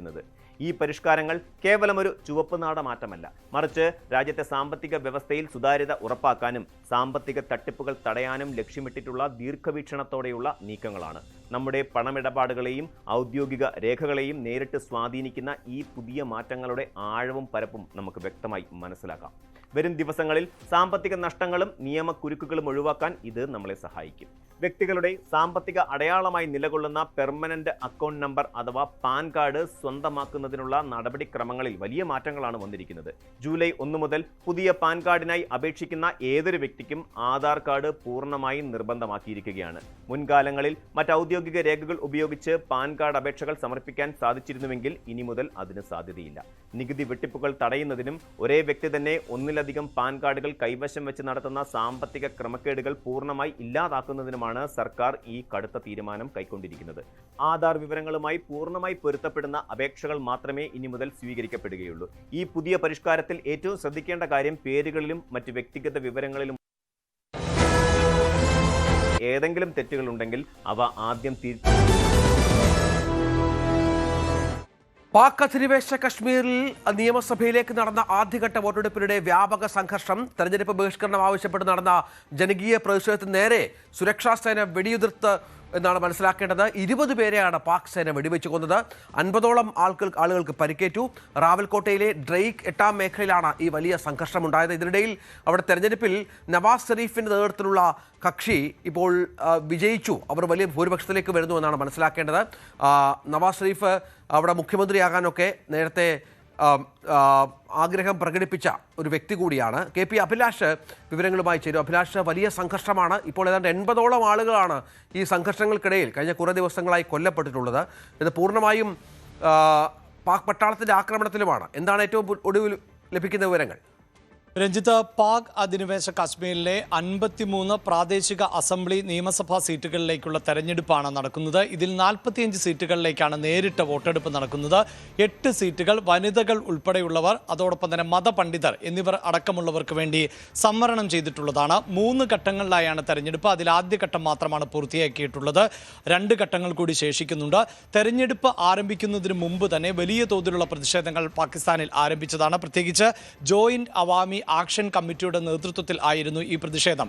ഈ പ്രതിഷേധത്തിന്റെ ഉള്ളടക്കത്തിലേക്ക് പ്രധാനമായും വരുമ്പോൾ, അതായത് പാക് അധിനിവേശ കാശ്മീരിലെ ജനങ്ങളുടെ വിഷയങ്ങളിൽ പാകിസ്ഥാൻ ഭരണകൂടം ഇടപെടുന്നില്ല, ഫെഡറൽ ഭരണകൂടം ഇടപെടുന്നില്ല എന്ന് ആരോപിച്ചുകൊണ്ടായിരുന്നു ഈ കൂട്ടായ്മ രൂപപ്പെട്ടത്. പിന്നീട് തെരഞ്ഞെടുപ്പ് പ്രഖ്യാപിച്ചപ്പോൾ ഇതിൽ 12 സീറ്റുകൾ അഭയാർത്ഥികൾക്ക് വേണ്ടി സംവരണം ചെയ്തിരിക്കുകയാണ്.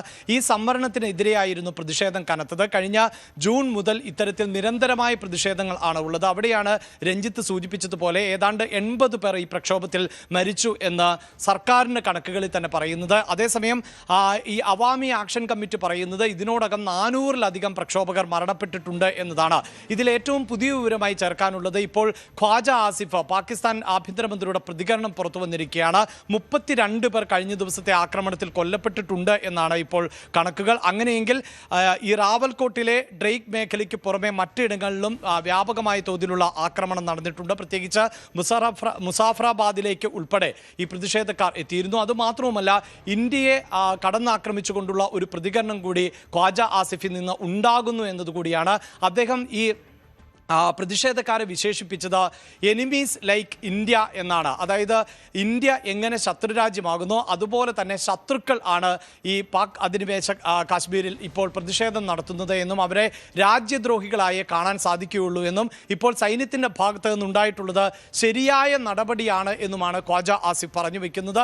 അതേസമയം ഇത്തരത്തിൽ ആക്രമണം നടക്കുമ്പോഴും സമരത്തെ അടിച്ചമർത്തുമ്പോഴും ജോയിന്റ് അവാമി ആക്ഷൻ കമ്മിറ്റി വലിയ പ്രതിഷേധവുമായി തന്നെ മുന്നോട്ട് പോകാൻ ആണ് തീരുമാനം. ഈ തെരഞ്ഞെടുപ്പുമായി ബന്ധപ്പെട്ട ഏതാണ്ട് 14,000-ൽ-അധികം സുരക്ഷാ ഉദ്യോഗസ്ഥരെയാണ് ഇപ്പോൾ വിന്യസിക്കുകയും ചെയ്തിട്ടുള്ളത്. തെരഞ്ഞെടുപ്പിന്റെ ആദ്യഘട്ടത്തിൽ നേരത്തെ സൂചിപ്പിക്കുന്ന പോലെ തെരഞ്ഞെടുപ്പ് ഫലം പുറത്തു വരുമ്പോൾ അടക്കം റിപ്പോർട്ടുകൾ പുറത്തു വന്നിട്ടുണ്ട് എങ്കിൽ പോലും അത് ഇപ്പോൾ സ്ഥിരീകരിക്കുന്നില്ല എന്നതാണ് എടുത്തു പറയേണ്ടത്. 3 ഘട്ടങ്ങൾ പൂർത്തിയാകുമ്പോൾ മാത്രമായിരിക്കും ആർക്കാണ് വ്യക്തമായ ഒരു ഭൂരിപക്ഷം ലഭിക്കുക. നവാസ് ഷെരീഫിന് തന്നെ ലീഡ് നിലനിർത്താൻ സാധിക്കുമോ എന്നതിൽ വ്യക്തത കൈവരികയുള്ളൂ. പക്ഷേ പ്രതീക്ഷിക്കുന്നത് നവാസ് ഷെരീഫിന് തന്നെയായിരിക്കും ഈ തെരഞ്ഞെടുപ്പിൽ മുൻകൈ നേടാൻ സാധിക്കുക എന്നാണ് രഞ്ജിത്ത്. ശരി, KP അഭിലാഷ് വിവരങ്ങൾ പങ്കുവച്ചു. രാജ്യാന്തര അസംസ്കൃത വിലയ്ക്ക് അനുസൃതമായി ദിവസേന ഇന്ധനവില പരിഷ്കരിക്കുന്ന നടപടികളിലേക്ക് കടന്ന പാകിസ്ഥാനിൽ ജനങ്ങൾക്ക് വലിയ ബുദ്ധിമുട്ടായിരിക്കുകയാണ്. ഇപ്പോൾ പെട്രോൾ ഡീസൽ വില അവിടെ വലിയ തോതിൽ വർദ്ധിപ്പിച്ചിരിക്കുകയാണ്. പെട്രോളിന് 1.5 രൂപ കൂട്ടിയ ഫെഡറൽ സർക്കാർ വില ലിറ്ററിന് 335.81 രൂപ, അതായത് ഇന്ത്യൻ രൂപയിൽ ഏകദേശം 114 രൂപയാണ്. പക്ഷേ പാകിസ്ഥാൻ രൂപയിൽ 335 രൂപയാണ് ഇപ്പോൾ അവിടെ 1 ലിറ്റർ പെട്രോളിൻ്റെ വില. ഡീസൽ വില 1.63 രൂപ ഉയർത്തി 388.38 രൂപയുമാക്കി. ഇന്ത്യയുടെ രൂപ വെച്ച് നോക്കിയാൽ ഡീസൽ വില 133 രൂപയാണ്. ഇന്ത്യയിൽ നിലവിൽ പെട്രോളിന് 104 രൂപയും ഡീസലിന് 115 രൂപയുമാണ് വിലയുള്ളത്. ഈ വിലവർദ്ധന പരിഷ്കരണം ദിനംപ്രതിയുള്ളത് അവസാനിപ്പിക്കണമെന്നും ഡീലർ കമ്മീഷൻ കൂട്ടണമെന്നും ആവശ്യപ്പെട്ട് പാകിസ്ഥാനിൽ പെട്രോൾ പമ്പുടമകൾ ദേശവ്യാപക സമരത്തിന് ആഹ്വാനം ചെയ്തിരിക്കുകയാണ്. 15,000-ലധികം പമ്പുകളാണ് ഇത് പ്രകാരം അടച്ചിടൽ സമരത്തിലേക്ക് നീങ്ങാനിരുന്നത്. എന്നാൽ പമ്പുടമകളെ തമ്മിൽ തെറ്റിച്ച് പാകിസ്ഥാൻ സർക്കാർ സമരം പൊളിക്കുന്ന പശ്ചാത്തലമൊക്കെ ഉണ്ടായിരുന്നു. സമരത്തിൽ നിന്ന് ഒരു ഭാഗം പറഞ്ഞപ്പോൾ മറുഭാഗം സമരവുമായി മുന്നോട്ട് പോകുമെന്ന് അറിയിച്ച പശ്ചാത്തലമൊക്കെയുണ്ട്. ഏതായാലും പലതരത്തിലുള്ള പ്രശ്നങ്ങൾ പാകിസ്ഥാനെ ബാധിക്കുന്നുണ്ട്. ക്രൂഡ് ഓയിൽ ഇറക്കുമതിയാണ് പാകിസ്ഥാൻ്റെ ഇപ്പോൾ ഏറ്റവും പ്രധാനപ്പെട്ട പ്രശ്നമായി മാറിയിരിക്കുന്നത്. സർക്കാർ വാഹനങ്ങൾക്കുള്ള ഇന്ധന ആനുകൂല്യങ്ങൾ പോലും വെട്ടിക്കുറച്ച പശ്ചാത്തലം ഇതുമായി ബന്ധപ്പെട്ട് ചേർത്ത് വെക്കണം. ഒപ്പം ചില ദിവസങ്ങളിൽ സർക്കാർ ഉദ്യോഗസ്ഥർക്ക് വർക്ക് ഫ്രം ഹോം ഏർപ്പെടുത്തുകയും സ്കൂളുകൾക്ക് അനിശ്ചിതകാല അവധി നൽകുകയും ഒക്കെ ചെയ്തു. അത് ഈ പ്രതിസന്ധികൾ പരിഹരിക്കാനുള്ള ശ്രമത്തിൻ്റെ ഭാഗമായാണ്. അത് മാത്രമല്ല, കറാച്ചി പോലെയുള്ള നഗരങ്ങളിൽ കടുത്ത LPG ക്ഷാമവും ഇപ്പോൾ റിപ്പോർട്ട് ചെയ്യപ്പെടുന്നുണ്ട്. 4 ദിവസം കൊണ്ട് മോദിക്ക് 40 ലക്ഷം ഇൻസ്റ്റാഗ്രാം ഫോളോവേഴ്സ് കൂടി. പരീക്ഷാ പരിഷ്കരണം ഉൾപ്പെടെയുള്ള വിഷയങ്ങളിൽ ചെറുപ്പക്കാരുടെ നിർദ്ദേശങ്ങൾക്കും അഭിപ്രായങ്ങൾക്കും നന്ദി അറിയിച്ച് പ്രധാനമന്ത്രി ഇൻസ്റ്റാഗ്രാമിൽ വീഡിയോകൾ പോസ്റ്റ് ചെയ്തതിന് പിന്നാലെയാണ് അദ്ദേഹത്തിൻ്റെ ഫോളോവർമാരുടെ എണ്ണം ഇത്രയധികം വർദ്ധിച്ചത്. പ്രക്ഷോഭത്തിനിടെ അർദ്ധരാത്രി വീഡിയോ അപ്ലോഡ് ചെയ്തത് മുതൽ ഇതുവരെ 40 ലക്ഷം പേരാണ് അദ്ദേഹത്തെ കൂടുതലായി ഫോളോ ചെയ്യുന്നത്. ഇതോടെ മോദിയെ ഇൻസ്റ്റാഗ്രാമിൽ ഫോളോ ചെയ്യുന്നവരുടെ എണ്ണം 10.5 കോടിയായി. മനസ്സിലാക്കണം, നരേന്ദ്രമോദിയാണ് ഇൻസ്റ്റാഗ്രാമിൽ ഏറ്റവും അധികം പേർ പിന്തുടരുന്ന ലോക നേതാവ്. അമേരിക്കൻ പ്രസിഡന്റ് ഡൊണാൾഡ് ട്രംപിനെ ഇൻസ്റ്റാഗ്രാമിൽ പിന്തുടരുന്നത് ഏകദേശം 4.5 കോടി പേർ മാത്രമാണ്. ഇൻസ്റ്റാഗ്രാം റീലുകളിലൂടെ യുവാക്കളുമായി കൂടുതൽ അടുക്കാൻ മന്ത്രിസഭയിലെ സഹപ്രവർത്തകരോട് പ്രധാനമന്ത്രി ആവശ്യപ്പെട്ടതൊക്കെ ശ്രദ്ധേയമായിരുന്നു. കേന്ദ്രമന്ത്രിമാരും പാർട്ടി നേതാക്കളും ഉൾപ്പെടെയുള്ളവർ ഇൻസ്റ്റാഗ്രാമിൽ സജീവമായ സാഹചര്യമുണ്ട്. സമൂഹ മാധ്യമങ്ങളിലൂടെ പ്രത്യേകിച്ച് ഇൻസ്റ്റാഗ്രാമിൻ്റെ സ്വാധീനം യുവജനങ്ങളിൽ വ്യക്തമാക്കുന്നതായിരുന്നു വിദ്യാർത്ഥി പ്രക്ഷോഭമെന്നാണ് പാർട്ടിയുടെ വിലയിരുത്തൽ. BJPയുടെ ഔദ്യോഗിക ഇൻസ്റ്റാഗ്രാം അക്കൗണ്ടിൽ ഇതുവരെ 9.5 ദശലക്ഷം ഫോളോവർമാരാണ് ഇപ്പോൾ ഉള്ളത് എന്നാണ് മനസ്സിലാക്കേണ്ടത്. ഏതായാലും മോദിയുടെ ഫോളോവേഴ്സിൻ്റെ കാര്യത്തിൽ വലിയ തോതിലുള്ള വ്യത്യാസമുണ്ടാകുന്നു എന്നുള്ളതാണ് മനസ്സിലാക്കേണ്ടത്. ചരിത്രത്തിൽ തന്നെ ഏറ്റവും ഭയാനകമായ കാട്ടുതീ ദുരന്തത്തിലൂടെയാണ് ഇപ്പോൾ യൂറോപ്യൻ രാജ്യങ്ങളായ ഫ്രാൻസും സ്പെയിനും നിലവിൽ കടന്നുപോകുന്നത്. ഫ്രാൻസിലെ ഗിറോണ്ട മേഖലയിലും ബോർഡോയ്ക്ക് സമീപമുള്ള വനമേഖലകളിലും കാട്ടുതീ നിയന്ത്രണാതീതമായി പടരുകയാണ്. 10,000-കണക്കിന് ആളുകൾ സുരക്ഷിത സ്ഥാനങ്ങളിലേക്ക്, ലക്ഷക്കണക്കിന് ആളുകളെ മാറ്റി. അത് മാത്രമല്ല, സ്പെയിൻ്റെ തലസ്ഥാനമായ മാഡ്രിഡിന് പടിഞ്ഞാറുള്ള വനമേഖലകൾ വൻതോതിൽ കത്തിയെരിയുന്ന പശ്ചാത്തലം കൂടി ഉണ്ടായി. എന്നാൽ ഈ കാട്ടുതീയുടെ വ്യാപ്തിക്ക് പുറമെ രക്ഷാപ്രവർത്തകർക്കും ശാസ്ത്രലോകത്തിനുമൊക്കെ ഒരുപോലെ പ്രശ്നമുണ്ടാക്കുകയാണ് അപ്രതീക്ഷിതമായ മറ്റൊരു അന്തരീക്ഷ പ്രതിഭാസം. അത് തീമേഘങ്ങൾ എന്നാണ് ഇതറിയപ്പെടുന്നത്. അന്തരീക്ഷത്തിൽ അതിശക്തമായ കാറ്റും മിന്നലും സൃഷ്ടിച്ച് പുതിയ ഇടങ്ങളിലേക്ക് തീ പടർത്തുകയാണ് ഈ കൂറ്റൻ മേഘങ്ങൾ. ഫ്രാൻസിലെ ഈ തീയണയ്ക്കാനുള്ള അവരുടെ കഠിന പ്രയത്നങ്ങൾക്ക് വലിയ തോതിലുള്ള തടസ്സമുണ്ടാക്കിയിരിക്കുകയാണ് ഈ തീമേഘങ്ങൾ എന്നാണ് മനസ്സിലാക്കേണ്ടത്. കാട്ടുതീയുടെ കടുത്ത ചൂടിൽ നിന്ന് രൂപപ്പെടുന്ന ഭീമാകാരമായ കൊടുങ്കാറ്റ് മേഘങ്ങളാണ് ഈ പ്രശ്നം ഫ്രാൻസിൽ സൃഷ്ടിക്കുന്നത്. അതുകൊണ്ട് തന്നെ പല സ്ഥലങ്ങളിലേക്കും പടരുകയാണ് തീ. അതായത് അപ്രതീക്ഷിതമായ മേഖലകളിലേക്ക് പോലും തീ പടരുന്ന പശ്ചാത്തലം ഉണ്ടാവുകയാണ്. ഈ മേഘങ്ങൾ രൂപപ്പെടാൻ ആവശ്യമായ അന്തരീക്ഷ വായുവിനെ മുകളിലേക്ക് തള്ളുന്ന ശക്തമായ ചൂട് ലഭിക്കുന്നത് വൻ കാട്ടുതീകളിൽ നിന്നോ അഗ്നിപർവ്വത സ്ഫോടനങ്ങളിൽ നിന്നോ ആണ്. ഈ വൻ കാട്ടുതീ ഉണ്ടാകുമ്പോൾ അതിൽ നിന്ന് വൻതോതിൽ ഊർജ്ജവും ഉഷ്ണവും പുകയും വായുവിലേക്ക് പ്രവഹിക്കുകയും ഈ പുകച്ചുരുളുകൾ അന്തരീക്ഷത്തിൻ്റെ ഉയർന്ന തട്ടുകളിലേക്ക് വേഗത്തിൽ ഉയരുകയും ചെയ്യുന്നു. മുകളിലെത്തുമ്പോഴേക്കും കുറഞ്ഞ അന്തരീക്ഷ മർദ്ദം കാരണം വായു തണുക്കുകയും അതിലടങ്ങിയിരിക്കുന്ന ഈർപ്പം സാന്ദ്രീകരിച്ച മേഘങ്ങളായി മാറുകയും ചെയ്യുന്നു. തീ ശക്തമാണെങ്കിൽ ഈ പുകച്ചുരുളുകൾ അന്തരീക്ഷത്തിൻ്റെ സ്ട്രാറ്റോസ്ഫിയർ വരെ എത്തും. അതായത് പ്രകൃതിക്ക് പോലും അന്തരീക്ഷത്തിന് പോലും വളരെ ദോഷകരമായ അവസ്ഥയിലേക്ക് കാര്യങ്ങൾ എത്തുകയാണ്. അതുകൊണ്ടാണ് ശാസ്ത്രലോകവും നാസയുമൊക്കെ ഇതിനെ തീതുപ്പുന്ന വ്യാളി മേഘങ്ങൾ എന്ന് വിശേഷിപ്പിക്കുന്നത്. ഏതായാലും ഈ വിഷയത്തിൽ വലിയ ആശങ്ക ആ മേഖലയിൽ ഉയരുന്ന പശ്ചാത്തലം കൂടി പ്രധാനപ്പെട്ട ഒന്നാണ്. അന്തരീക്ഷം അസ്ഥിരമാണെങ്കിൽ ഇവ അതിശക്തമായ പൈറോക്യുമുലോ നിംബസായി പരിണമിക്കുന്നുണ്ട്. ഫ്രാൻസിൽ ഇത് ആദ്യമായാണ് ഇത്തരം പ്രതിഭാസം. മുൻപെങ്ങും ഉണ്ടാകാത്തത്. 2ാം ലോക മഹായുദ്ധത്തിന് ശേഷം ഫ്രാൻസ് അഭിമുഖീകരിക്കുന്ന വളരെ പ്രധാനപ്പെട്ട ഒരു ക്രൈസിസായി ഈ പ്രശ്നം മാറിയിട്ടുണ്ട്. നേരത്തെ US-ലും കാനഡയിലും ഓസ്ട്രേലിയയിലും ഒക്കെ കാട്ടുതീ സമയങ്ങളിലും സൈബീരിയയിലുമൊക്കെ ഇത്തരം മേഘങ്ങൾ രേഖപ്പെടുത്തിയിട്ടുണ്ട് എന്നാണ് കാലാവസ്ഥാ കേന്ദ്രങ്ങൾ വ്യക്തമാക്കുന്നത്. അതായത് 800 ഡിഗ്രി സെൽഷ്യസിന് മുകളിൽ ചൂടുള്ള കാട്ടുതീയിലാണ് സാധാരണ ഇത്തരം മേഘങ്ങൾ സൃഷ്ടിക്കപ്പെടുന്നത്. ഏതായാലും ഒരു ഭീകര പ്രതിഭാസമായി ഇത് മാറിയ ഒരു സാഹചര്യമുണ്ട്. രാജ്യം അതിസങ്കീർണമായ അവസ്ഥയിലൂടെ കടന്നു പോകുന്ന പശ്ചാത്തലം കൂടിയുണ്ട്. ഇത് വലിയ തോതിലുള്ള രക്ഷാപ്രവർത്തനങ്ങളെ കാര്യമായി ബാധിക്കുന്ന പശ്ചാത്തലമുണ്ട്. ഈ ഫയർഫോഴ്സ് സംവിധാനത്തിലൊക്കെ നിയന്ത്രിക്കാനാവാത്ത വിധം തീയും പുകയുമൊക്കെ ഉണ്ടാകുന്ന പശ്ചാത്തലമുണ്ട്. കൊടുങ്കാറ്റും ഇതിനോടനുബന്ധിച്ച് ഉണ്ടാകാനുള്ള സാധ്യതകൾ സൃഷ്ടിക്കപ്പെടുന്നുണ്ട്. ഒപ്പം ഇടിയും മിന്നലും കനത്ത മഴയുമൊക്കെ ഇതിൻ്റെ വളരെ പ്രധാനപ്പെട്ട ഘടകങ്ങളായി പറയുന്നുണ്ട്. അതുകൊണ്ട് തന്നെ ഫ്രാൻസിനെ സംബന്ധിച്ചിടത്തോളം ഈ പ്രതിഭാസം, ഈ പ്രശ്നത്തെ അഭിമുഖീകരിക്കാനുള്ള പ്രതിസന്ധികളിലാണ്, അതായത് പരിമിതികളിലാണ്. അവർക്ക് എങ്ങനെ ഇത് കൈകാര്യം ചെയ്യുമെന്ന കാര്യത്തിൽ ഒരു വ്യക്തതയില്ല. കൂടുതൽ പ്രദേശങ്ങളിലേക്ക് കാട്ടുതീ അപ്രതീക്ഷിതമായി പടരുന്ന പശ്ചാത്തലം കൂടിയുണ്ട്. ഇതിനകം തന്നെ ഏതാണ്ട് 3.5 ലക്ഷം ഹെക്ടർ വനഭൂമി കത്തി നശിച്ചു എന്നുള്ള കണക്കുകൾ എത്ര ഭീകരമാണ് എന്നതുകൂടി ഓർക്കണം.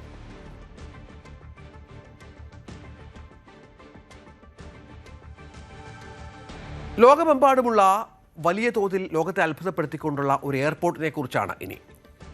കിങ് ഫഹദ് രാജ്യാന്തര വിമാനത്താവളം സൗദി അറേബ്യയിലെ 776 ചതുരശ്ര കിലോമീറ്റർ വിസ്തൃതിയിൽ വ്യാപിച്ചു കിടക്കുകയാണ് ഈ ഭീമൻ എയർപോർട്ട്. ഈ കരവിസ്തീർണത്തിൻ്റെ കാര്യത്തിൽ ലോകത്തിലെ ഏറ്റവും വലിയ വിമാനത്താവളം എന്ന റെക്കോർഡ് ഈ പ്രദേശം സ്വന്തമാക്കിയിരിക്കുകയാണ്. US ഡിപ്പാർട്ട്മെൻറ്റ്സ് ഓഫ് സ്റ്റേറ്റിൻ്റെ കണക്കനുസരിച്ച് 727 ചതുരശ്ര കിലോമീറ്റർ വിസ്തീർണമാണ് ഇതിനുള്ളത്. അതായത് ബഹ്റൈൻ എന്ന രാജ്യത്തേക്കാൾ വലുതാണ്. വലിപ്പത്തിൽ മുംബൈ നഗരത്തെ പോലും പിന്നിലാക്കുന്ന തരത്തിലാണ് ഇതിൻ്റെ വിസ്തീർണം എന്നുള്ളതാണ് കിങ് ഫഹദ് രാജ്യാന്തര വിമാനത്താവളത്തിൻ്റെ പ്രത്യേകത. ലോകത്തിലെ രണ്ടാമത്തെ വിമാനത്താവളമായ US-ലെ ഡെൻവർ രാജ്യാന്തര വിമാനത്താവളത്തേക്കാൾ പല മടങ്ങ് വലുതാണ് ഈ കിങ് ഫഹദ് എയർപോർട്ട്. ഇതിൻ്റെ വലിപ്പത്തിന് അടുത്തേക്ക് പോലും ഒരു വിമാനത്താവളത്തിലും എത്താൻ സാധിക്കില്ല എന്നുള്ളതാണ് യാഥാർത്ഥ്യം. ദമാമിന് സമീപത്താണ് ഈ കിങ് ഫഹദ് വിമാനത്താവളം സ്ഥിതി ചെയ്യുന്നത്. 1999 വാണിജ്യ ആവശ്യങ്ങൾക്കായി തുറന്നുകൊടുത്ത ഈ വിമാനത്താവളം ആധുനിക വ്യോമയാന ചരിത്രത്തിൽ മറ്റൊരിടത്തും കാണാത്ത വിധത്തിലുള്ള വലിയ ആസൂത്രണത്തോടു കൂടിയാണ് നിർമ്മിച്ചിരിക്കുന്നത്. നേരത്തെ പറഞ്ഞ പോലെ വിമാനങ്ങളുടെ എണ്ണം വർദ്ധിക്കുന്നതനുസരിച്ച് ഘട്ടം ഘട്ടമായുള്ള വികസനമാണ് ഇവർ ലക്ഷ്യം വെക്കുന്നത്. അതായത് ഈ വിമാനത്താവളത്തിൻ്റെ പ്രദേശങ്ങളിലെല്ലാം ടെർമിനലുണ്ട് എന്ന് മനസ്സിലാക്കേണ്ട കാര്യമില്ല. ഇനിയുള്ള വികസനങ്ങൾ, ഭാവി വികസനങ്ങൾക്കനുസരിച്ച് ടെർമിനുകൾ, വൻ വികസന പദ്ധതികൾ ഇവർ മുൻകൂട്ടി കണ്ടുകൊണ്ട് ആവശ്യത്തിലധികം സ്ഥലം നീക്കിവെച്ചാണ് ഇതിൻ്റെ മാസ്റ്റർ പ്ലാൻ തയ്യാറാക്കിയത് എന്നാണ് ഏറ്റവും പ്രധാനപ്പെട്ട ഒന്ന്. അതായത് വളരെ വേഗം തിരക്ക് വർദ്ധിക്കുന്നതനുസരിച്ച് റൺവേകൾ നിർമ്മിക്കാം എന്നാണ് മനസ്സിലാക്കേണ്ടത്. ടെർമിനുകൾ പണിയാം, യാത്രക്കാരെ ഉൾക്കൊള്ളിക്കാനുള്ള എല്ലാ സംവിധാനങ്ങളും നടത്താം, ഒപ്പം വൻകിട കാർഗോ ഹബ്ബായി ഇതിനെ മാറ്റാം. അങ്ങനെ പല പദ്ധതികളുണ്ട്. പക്ഷേ ഒരു കാര്യം മനസ്സിലാക്കേണ്ടത്, ഇതിൻ്റെ തിരക്ക് ഏറ്റവും കുറഞ്ഞ ഒരു വിമാനത്താവളം കൂടിയാണ് ഇത്. വലിയ ചെറിയ വിഭാഗം ആളുകൾ മാത്രമാണ് ഈ വിമാനത്താവളം ഉപയോഗിക്കുന്നത് എന്നുള്ളതാണ് ഏറ്റവും പ്രധാനപ്പെട്ട ഒന്ന്. വലിപ്പത്തിൽ ഒന്നാമതാണെങ്കിലും യാത്രക്കാരുടെ എണ്ണത്തിൽ വിമാനത്താവളം മുന്നിലല്ല എന്നുള്ളതും ഏറ്റവും പ്രധാനപ്പെട്ട കാര്യമാണ്. ഏതായാലും വളരെ വേഗം ദമാമിൽ നിന്ന് എത്താൻ സാധിക്കുന്ന ഒരു വിമാനത്താവളം കൂടിയായി ഇത് മാറിയിട്ടുണ്ട്. സൈബർ ലോകത്ത് നിന്ന് വീണ്ടും ഒരു ക്രിക്കറ്റ് പ്രണയ വാർത്ത വരികയാണ്. ക്രിക്കറ്റ് സിനിമ സെലിബ്രിറ്റി പ്രണയ വാർത്ത. ഇതിനകത്തുള്ള കഥാപാത്രങ്ങൾ മറ്റാരുമല്ല, ഒന്ന് ഇന്ത്യൻ ക്രിക്കറ്റിൻ്റെ യശസ്വി ജയ്സ്വാൾ, സെൻസേഷൻ, പുതിയ സെൻസേഷനായ യശസ്വി ജയ്സ്വാളും നടി മൃണാൽ ഠാക്കൂറും തമ്മിലുള്ള ഡേറ്റിങ്ങിനെ കുറിച്ചാണ് ഇപ്പോൾ ഒരുപാട് വാർത്തകൾ പ്രചരിക്കുന്നത്. മുംബൈയിലെ ഒരു കഫേയിൽ ഇരുവരും ഒരുമിച്ച് നിൽക്കുന്ന വീഡിയോ പ്രചരിച്ചതോടുകൂടിയാണ് ഇതിനെക്കുറിച്ച് ഈ വലിയ തോതിലുള്ള പ്രചാരണം ഉണ്ടാകുന്നത്. ബാന്ദ്ര വെസ്റ്റിലുള്ള ഒരു കഫേയിലാണ് നിന്നുള്ളതാണ് ദൃശ്യങ്ങൾ. കഫേയിൽ നിന്ന് യശസ്വി ജയ്സ്വാൾ പുറത്തേക്ക് നടന്നു വരികയും മൃണാൽ ഠാക്കൂർ അപ്പോഴും കഫേക്കുള്ളിൽ തുടർന്നു എന്നതുമാണ് വീഡിയോയിൽ കാണുന്നത്. പക്ഷേ ദൃശ്യങ്ങളിൽ ഇരുവരും തമ്മിൽ യാതൊരുവിധ ആശയവിനിമയം നടത്തുന്നില്ല. എങ്കിലും ഒട്ടേറെ ഫാൻ പേജുകൾ ഇരുവരും പ്രണയത്തിലാണ് എന്ന തരത്തിലുള്ള സൂചനകൾ നൽകുന്ന പശ്ചാത്തലം പ്രധാനമാണ്. മണിക്കൂറുകൾക്കകം ഇത് കാട്ടുതീ പോലെ പടരുകയും മറ്റുമാണ്. ഇരുവരുടെ പ്രായത്തെ ചൊല്ലിയും തർക്കങ്ങളുണ്ട്. അതായത് യശസ്വി ജയ്സ്വാളിന് വെറും 74 വയസ്സ് മാത്രമാണുള്ളത്. അതേസമയം 33 വയസ്സുണ്ട് മൃണാളിന്. അന്തരം ഒരു പ്രശ്നമാണ് എന്ന് പറയുമ്പോഴും ഇരുവരും ഡേറ്റിങ്ങിലാണ് എന്ന തരത്തിലാണ് പ്രചരണം. പക്ഷേ ഇതിന് സ്ഥിരീകരണമില്ല. ഇവർ ജയ്സ്വാളോ മൃണാളോ ഇതിനെക്കുറിച്ച് പ്രതികരിച്ചിട്ടില്ല. നമുക്കറിയാം 2023 രാജ്യാന്തര ക്രിക്കറ്റിൽ കേവലം 3 വർഷം മാത്രമേ ആയിട്ടുള്ളൂ യശസ്വി ജയ്സ്വാൾ അരങ്ങേറ്റം കുറിച്ചത്. അതിനകം തന്നെ ഈ 3 വർഷത്തിനുള്ളിൽ മികച്ച ഒരു ക്രിക്കറ്റ് താരമായി വളർന്നു കഴിഞ്ഞു. IPL രാജസ്ഥാൻ റോയൽസ് താരമാണ്. അടുത്തിടെ അഫ്ഗാനിസ്ഥാനെതിരെയുള്ള ഏകദിന പരമ്പരയിൽ പുറത്താകാതെ സെഞ്ചുറി നേടി. അടുത്ത മാസം ആരംഭിക്കുന്ന ശ്രീലങ്കയ്ക്കെതിരായ ടെസ്റ്റ് പരമ്പരയിൽ ഇന്ത്യൻ ടീമിൽ കൂടി ജയ്സ്വാളിന് ഇടമുണ്ട്. നേരത്തെ മറ്റൊരു വിദേശ വനിതയായ മാഡി ഹാമിൽട്ടണുമായി ജയ്സ്വാൾ പ്രണയത്തിലാണ് എന്ന തരത്തിലുള്ള അഭ്യൂഹങ്ങളൊക്കെ ഉണ്ടായിരുന്നു. പക്ഷേ അതും സ്ഥിരീകരിക്കപ്പെട്ട ഒന്നായിരുന്നില്ല. ചില ചിത്രങ്ങൾ മാഡി ഹാമിൽട്ടണുമായി ഒപ്പം പുറത്തു വന്ന പശ്ചാത്തലമൊക്കെ ഉണ്ട്. പക്ഷേ ഈ പറഞ്ഞതുപോലെ യശസ്വി ജയ്സ്വാളുമായി ബന്ധപ്പെട്ട് നേരത്തെയും ഗോസിപ്പുകളുണ്ട് എന്നൊരു ഉദാഹരണമാണ് ഹായ് ജവാനി തോ ഇഷ്ക് ഹോന ഹേ എന്ന ഹിന്ദി ചിത്രമാണ് മൃണാൽ ഠാക്കൂറിൻ്റെതായി അവസാനമായി റിലീസ് ചെയ്ത ചിത്രം. അതായത് ഹിന്ദി സിനിമയിലെ പ്രധാനപ്പെട്ട ഒരു താരം കൂടിയാണ് മൃണാൽ ജയ്സ്വാൾ. മൃണാൽ ഒപ്പം ജയ്സ്വാളുമായി ചേർത്താണ് ഇപ്പോൾ ഇവരുടെ പേര് വല്ലാതെ പ്രചരിക്കുന്നത്. സിനദീൻ സിദാൻ, ഫ്രാൻസിൻ്റെ ഇതിഹാസ താരം, ഇപ്പോൾ ഫ്രാൻസ് പുരുഷ ഫുട്ബോൾ ടീമിൻ്റെ മുഖ്യ പരിശീലകനായി ചുമതലയേൽക്കാൻ ഒരുങ്ങുന്നു എന്നുള്ള വിവരമാണ് പുറത്തു വരുന്നത്. സ്ഥാനമൊഴിയുന്ന ദിദിയ ദഷാമിന് പകരക്കാരനായാണ് സിദാൻ ചുമതലയേൽക്കുന്നത്. ഫ്രാൻസ് കിരീടം ചൂടിയ 98 ലോകകപ്പിലും 2000 യൂറോ കപ്പിലും ഫ്രാൻസ് ടീമിലെ പ്രധാന മിഡ്ഫീൽഡറായിരുന്നു സിദാൻ. പാരീസിൽ നടന്ന വാർത്താ സമ്മേളനത്തിലാണ് ഫെഡറേഷൻ ഔദ്യോഗികമായി ഇക്കാര്യം പ്രഖ്യാപിച്ചത്. 2030 ഫിഫ ലോകകപ്പ് വരെ 4 വർഷത്തെ കരാറാണ് സിദാനുമായി ഉള്ളത്. 98-ലെ ബാലൻ ദിയോർ പുരസ്കാര ജേതാവായിരുന്നു സിദാൻ. 2021-ൽ സ്പാനിഷ് ക്ലബ് റയൽ മാഡ്രിഡ് വിട്ടതിന് ശേഷം സിദാൻ മറ്റൊരു ടീമിനെയും പരിശീലിപ്പിച്ചിട്ടില്ല. റയൽ മാഡ്രിഡിന്റെ ജൂനിയർ ടീമായ റയൽ മാഡ്രിഡ് കാസ്റ്റിയുടെ പരിശീലകനായി പരിശീലനം അദ്ദേഹം സേവനം അനുഷ്ഠിച്ചിട്ടുണ്ട്. പിന്നീട് റയൽ മാഡ്രിഡിന്റെ മുഖ്യ പരിശീലകനായുള്ള തന്റെ 2 ഘട്ടങ്ങളിലെ ടീമിനെ 3 യുഎഫ ചാമ്പ്യൻസ് ലീഗ് കിരീടങ്ങളിലേക്കും 2 ലാലിഗ കിരീടങ്ങളിലേക്കും സിനദീൻ സിദാൻ നയിച്ചിരുന്നു. ഫ്രാൻസ് ടീമിന്റെ പരിശീലക സ്ഥാനം മാത്രമാണ് ഞാൻ ആഗ്രഹിച്ചിരുന്നത്.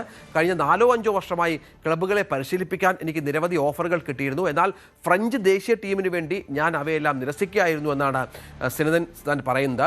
4 വർഷത്തെ സേവനത്തിന് ശേഷമാണ് ദിദിയർ ദേശാം ഫ്രാൻസിൻ്റെ പരിശീലക സ്ഥാനം ഒഴിയുകയും ചെയ്യുന്നത്. അദ്ദേഹം നിരവധി നേട്ടങ്ങൾ, അതായത് 2022-ലെ ഫൈനലിലും ഇത്തവണ സെമിയിലും ദേശാം ടീമിനെ എത്തിച്ചു.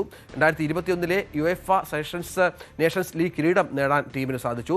2016-ലെ യൂറോ കപ്പിൽ ടീമിനെ ഫൈനലിൽ എത്തിക്കാനും സാധിച്ചു. 2012-ലാണ് ദേശാം ഫ്രാൻസ് ദേശീയ ടീമിൻ്റെ പരിശീലകനായി ചുമതലയേറ്റത്. കേരളം ഉൾപ്പെടെയുള്ള സംസ്ഥാനങ്ങളിൽ തൊഴിലെടുക്കുന്ന ബംഗാൾ സ്വദേശികളോട് നാട്ടിലേക്ക് തിരിച്ചു വരാൻ അഭ്യർത്ഥിക്കുകയാണ് ബംഗാൾ മുഖ്യമന്ത്രി കൂടിയായ സുവേന്ദു അധികാരി. മുഖ്യമന്ത്രിയുടെ അഭ്യർത്ഥന മാനിച്ച് ഇവർ തിരിച്ചുപോയാൽ നമുക്കറിയാം ഏറ്റവും അധികം ഗതികേട് ഉണ്ടാകുക നമുക്കാണ്. BJP സർക്കാർ അധികാരമേറ്റ ശേഷം വ്യവസായ രംഗത്ത് വലിയ മുന്നേറ്റം ഉണ്ടാകുന്നതെന്നും വലിയ തൊഴിലവസരങ്ങൾ ഉണ്ടാകുന്നതുമാണ് സുവേന്ദു അധികാരി പറയുന്നത്. കേന്ദ്രവും സംസ്ഥാന സർക്കാരും ചേർന്ന് ഒട്ടേറെ വികസന പദ്ധതികൾ നടപ്പിലാക്കുന്നുണ്ട്. പ്രമുഖ പാലുൽപ്പന്ന ബ്രാൻഡായ അമൂൽ ബംഗാളിൽ വമ്പൻ ഐസ്ക്രീം പ്ലാന്റ് സ്ഥാപിക്കുന്നുണ്ട്. 25ഓളം തേയിലത്തോട്ടങ്ങൾ ബംഗാളിലുണ്ട്. ഇതിൽ 12 തേയിലത്തോട്ടങ്ങൾ 2 മാസത്തിനകം പ്രവർത്തനം പുനരാരംഭിക്കുമെന്നും സുവേന്ദു അധികാരി പറയുകയാണ്. അതായത് അവിടെയൊക്കെ ഇവർക്ക് തൊഴിൽ കിട്ടും. ഇനിയിപ്പോൾ ബംഗാളിലേക്ക് മടങ്ങി വരുന്നവർക്ക് തൊഴിൽ കാർഡ് ഏർപ്പെടുത്തും. 125 ദിവസത്തെ തൊഴിൽ ഉറപ്പാക്കും. സൗജന്യ റേഷൻ നൽകും. ആയുഷ്മാൻ ഭാരത് പദ്ധതിയിൽ ഉൾപ്പെടാത്തവർക്ക് മുഖ്യമന്ത്രിയുടെ ഹെൽത്ത് ഇൻഷുറൻസ് സ്കീമിൽ നിന്ന് ആനുകൂല്യം നൽകും. അങ്ങനെ തിരിച്ചെത്തുന്നവർക്ക് ഒരു ബുദ്ധിമുട്ടും നേരിടേണ്ടി വരില്ല എന്നാണ് ഇപ്പോൾ മുഖ്യമന്ത്രി വ്യക്തമാക്കുന്നത്. നമുക്കറിയാം ഈ നിയമസഭാ തെരഞ്ഞെടുപ്പിന് മുന്നോടിയായി നിരവധി ബംഗാളികൾ ഭായിമാർ തിരിച്ചുപോയിരുന്നു. അവരൊക്കെ തിരിച്ചു വരാതിരുന്നത് സംസ്ഥാനത്ത് ചെറിയ പ്രശ്നമല്ല ഉണ്ടാക്കിയത്. ഹോട്ടൽ മേഖലയിലും നിർമ്മാണ മേഖലയിലുമൊക്കെ വലിയ പ്രതിസന്ധി സൃഷ്ടിച്ചിരുന്നു. ഇപ്പോൾ മുഖ്യമന്ത്രിയുടെ ആഹ്വാനപ്രകാരം ഇവരൊക്കെ തിരിച്ചുപോയാൽ കേരളത്തിലെ പല മേഖലകളും സ്തംഭിക്കും എന്ന കാര്യത്തിൽ യാതൊരു സംശയവുമില്ല. വയനാട് മേപ്പാടി ചൂരൽമല ഭാഗങ്ങളിൽ കനത്ത മഴ റിപ്പോർട്ട് ചെയ്യപ്പെടുകയാണ്. രാത്രി നിർത്താതെ പെയ്ത മഴ ഇപ്പോഴും തുടരുന്നുവെന്നാണ് വിവരം. മേപ്പാടി പഞ്ചായത്തിലെ 8, 9, 10, 11, 12 വാർഡുകളിലെ സ്കൂളുകൾക്ക് അവധിയും പ്രഖ്യാപിച്ചിട്ടുണ്ട്. അപ്പോൾ 9 മണി വാർത്ത പൂർത്തിയാവുകയാണ്. ഇനി ന്യൂസ് ട്രെൻഡ്സ് കാണാം. TG സജിത്ത് ചേരും.